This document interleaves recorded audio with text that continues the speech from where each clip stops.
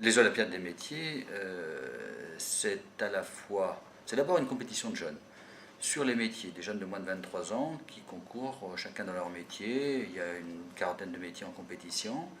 C'est le principe des Jeux Olympiques avec des sélections régionales, nationales et puis une finale mondiale qui l'an dernier se trouvait au Japon et qui en 2009 aura lieu au Canada. Mais c'est pour le Conseil régional de Bretagne en plus une formidable opération de vulgarisation des métiers. On a ressenti à l'occasion de ces Olympiades une réelle motivation de la part des jeunes. Oui, je crois que d'abord, les jeunes qui s'inscrivent le font tout à fait librement, mais ils ont à la fois le goût de la compétition et aussi la volonté de montrer ce qu'ils savent faire. Eux qu'on aurait tendance parfois à décrire comme étant des jeunes moins doués, parce qu'ils ne sont pas dans les filières d'enseignement général. Et puis, les jeunes qui étaient motivés, c'est ceux aussi qui sont venus les voir. Et dont certains ont découvert des métiers qu'ils ne connaissent pas finalement, tout comme leurs parents d'ailleurs. Et ils se repartirent pour un certain nombre d'entre eux avec une image ou des images qui, j'en suis sûr, guideront certains vers la formation professionnelle. La région impulse de l'énergie. Que souhaite-t-elle retrouver au travers de tout ça?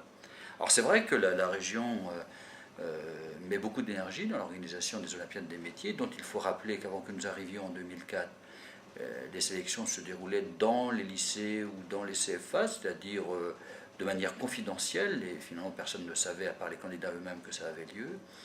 Nous avons voulu changer tout cela, et d'abord parce qu'il faut que les candidats bretons qui vont être sélectionnés soient dans les meilleures conditions possibles par rapport aux épreuves qu'ils trouveront au niveau national et international. Je veux surtout parler là d'épreuves sur au moins 2 jours et devant un public.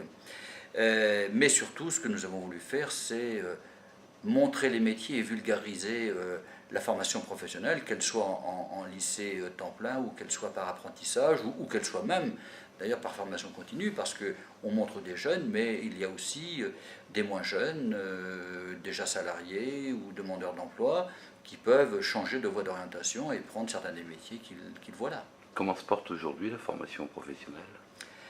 La formation professionnelle, contrairement aux allégations de Nicolas Sarkozy et de son gouvernement, ne se porte pas si mal. Simplement, d'abord, elle est tout à fait en relation avec les chiffres des demandeurs d'emploi, et c'est vrai que là, alors même que on nous annonce désormais des plans de licenciement, c'est vrai que ça va demander plus de réactivité, plus d'initiatives et plus de crédit. Mais je crois qu'on avance petit à petit sur des choses intéressantes et c'est vers là qu'il faut, j'espère que le gouvernement avance et non pas à l'opposé, c'est-à-dire la sécurisation des parcours. Faire en sorte qu'on puisse avoir les moyens de suivre une formation et de vivre pendant ce temps-là, et quels que soient les dispositifs, et qu'on ne soit pas pris effectivement pour une petite balle qu'on déplace au gré de son cursus antérieur.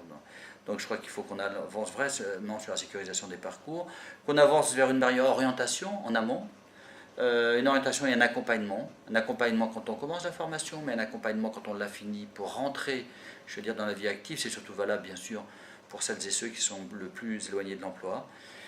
Il faut faire plus pour la validation des acquis de l'expérience, et ça, la région Bretagne a signé avec l'État un contrat d'objectifs et de moyens. Maintenant, il s'agit de faire en sorte que beaucoup plus de salariés ou de professions libérales fassent valoir les compétences qu'ils ont acquises pour ensuite avoir une qualification, une partie de qualification. Au passage, je signale aussi que ça peut être valable pour des militants associatifs qui ont exercé des responsabilités et qui peuvent faire valoir des acquis, bien sûr, qu'ils ont en tant que bénévoles responsables associatifs.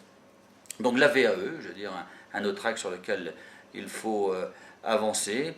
Et puis, plus globalement, et c'est ce à quoi nous nous attachons, c'est faire en sorte que pour tout à chacun, ce soit une réalité que ce slogan de la formation tout au long de la vie.